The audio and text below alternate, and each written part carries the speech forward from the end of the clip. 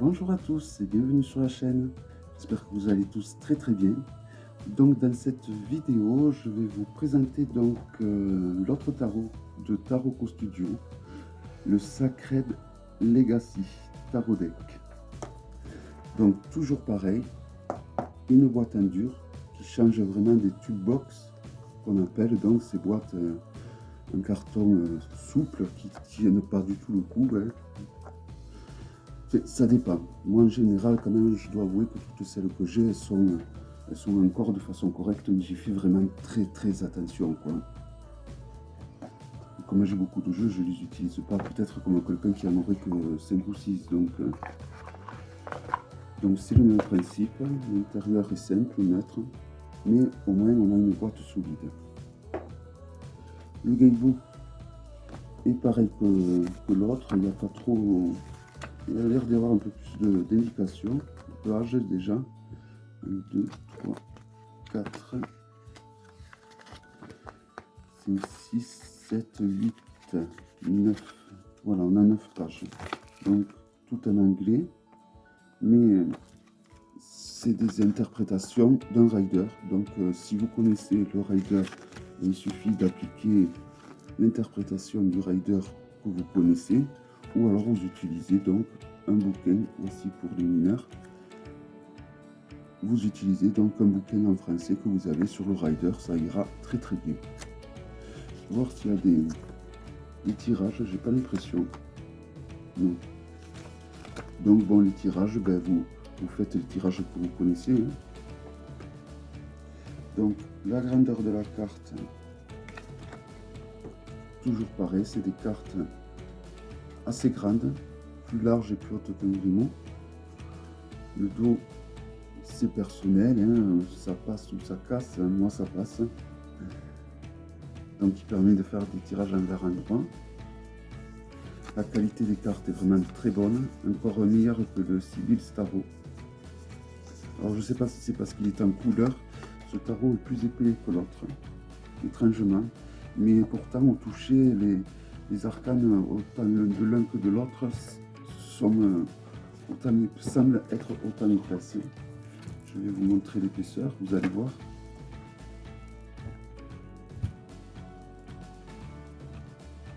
Donc, à l'inverse pour que ça s'ouvre un peu mieux, vous voyez.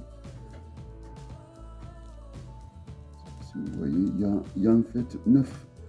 Il y a l'épaisseur de 9 arcanes en plus. Voilà.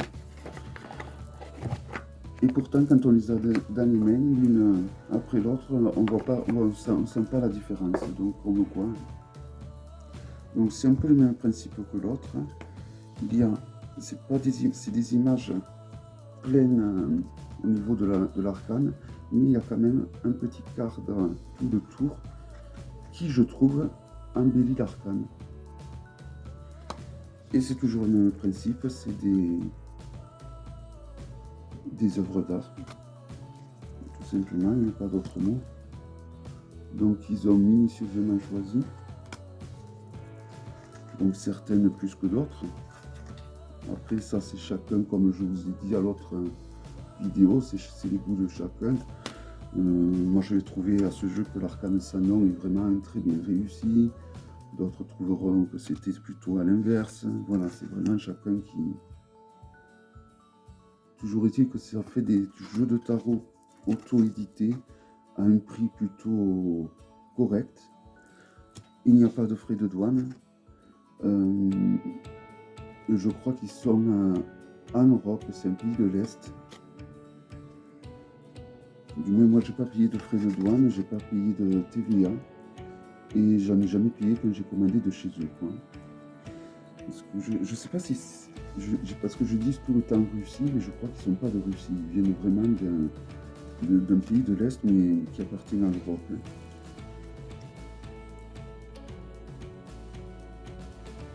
Donc, la nomination des arcanes, c'est une nomination classique, hein, comme tous leurs jeux en général. Hein. Il n'y avait qu'un seul jeu qu'ils ont créé où ils avaient changé le nom des arcanes. C'était un jeu sur la mythologie nordique. Donc voici l'arcane sans nom, qui est super bien faite. On voit donc l'ange de la mort qui vient avec sa faux prendre la vie de cette dame, mais on a l'impression que cette dame l'attendait et que c'est pour elle une délivrance au final. Moi, voilà. Bon, après, je parle.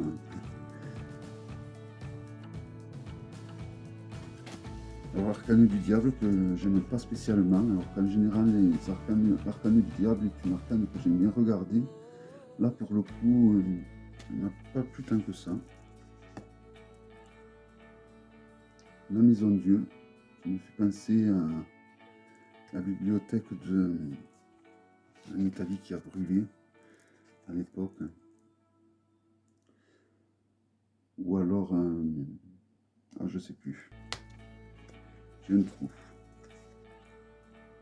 Et voilà, je trouve quand même que les illustrations sont bien choisies, sont super jolies. Ce que j'apprécie dans ce genre de jeu de Taroko Studio, parce que j'ai beaucoup de jeux qui sont faits à partir d'œuvres d'art comme ça. En général, c'est des images très noires, très sombres.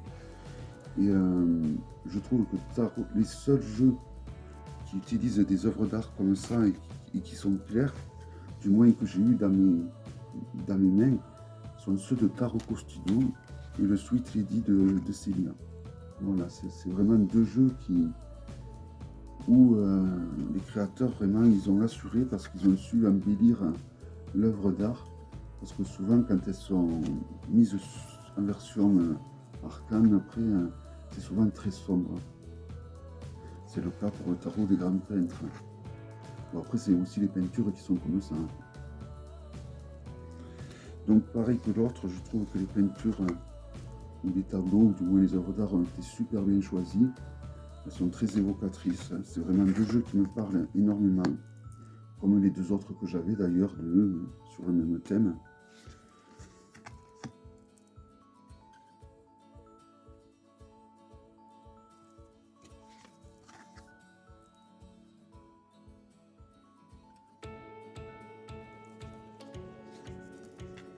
Donc, on ne peut pas se tromper pour la nomination des arcanes, c'est écrit en bas, c'est le nom classique. Un P pour les valets, ou pour les pages plutôt. Un Kayanen pour le cavalier. Un Q pour Queen, pour la reine. Et un K pour King, pour le roi. Voilà, donc vraiment on ne peut pas du tout se tromper. Il y a écrit en gros dessous la famille à laquelle elle appartient. Donc vraiment c'est vrai que c'est des jeux que si les illustrations vous parlent, vous pouvez les sortir de la boîte et de suite les utiliser en fait. Et voilà, il faut que les illustrations vous parlent. Et je trouve que d'ailleurs, dans ce genre de jeux qui sont faits avec des œuvres d'art, quand on a une approche comme ça, en plus d'avoir la magie du tarot, il y a la magie du tableau qui se rajoute. Donc je trouve que les tirages sont souvent d'une puissance incroyable.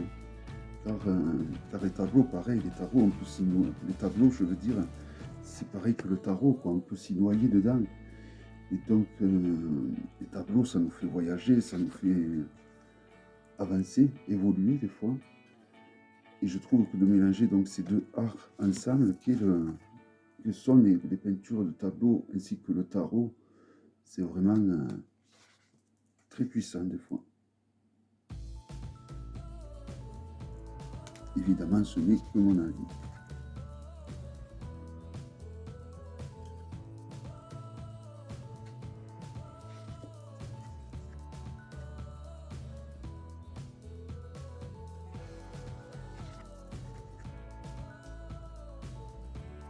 Donc le roi de coupe me fait penser à certaines représentations du roi Salomon, roi des Juifs.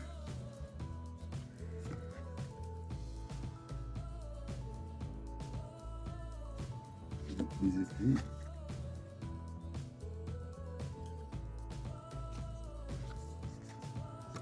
Les épées qui sont en général des arcanes assez dures, mais pas négatives. Elles ne sont pas plus négatives que positives, comme tout arcane de tarot. Mais c'est des épreuves, quoi.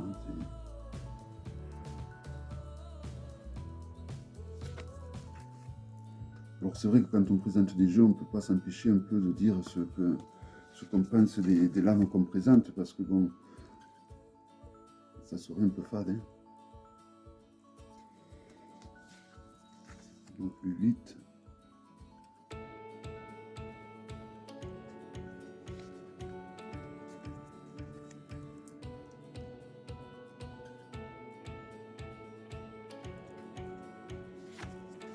Le 10 qui est très dur, le 10 d'épée souvent. Dans les riders, c'est une des lames les plus dures. Hein.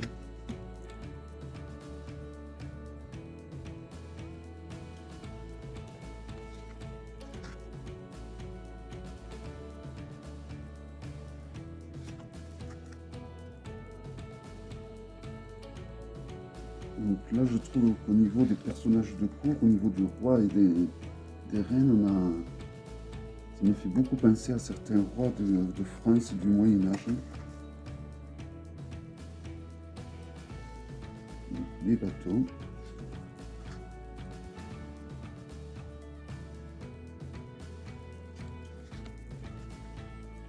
Les cartes sont très agréables au toucher, elles ont un côté doux, elles sont très douces. C'est pour ça que des fois elles peuvent coller les unes aux autres. Mais il suffit de les utiliser une ou deux fois pour que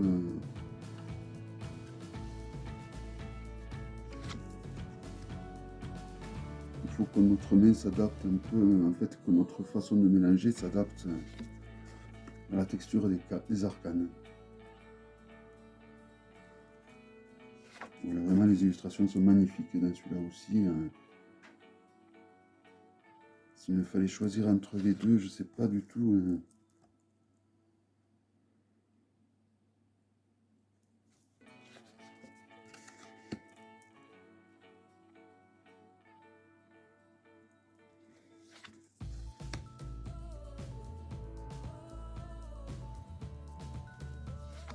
Le cavalier de bateau.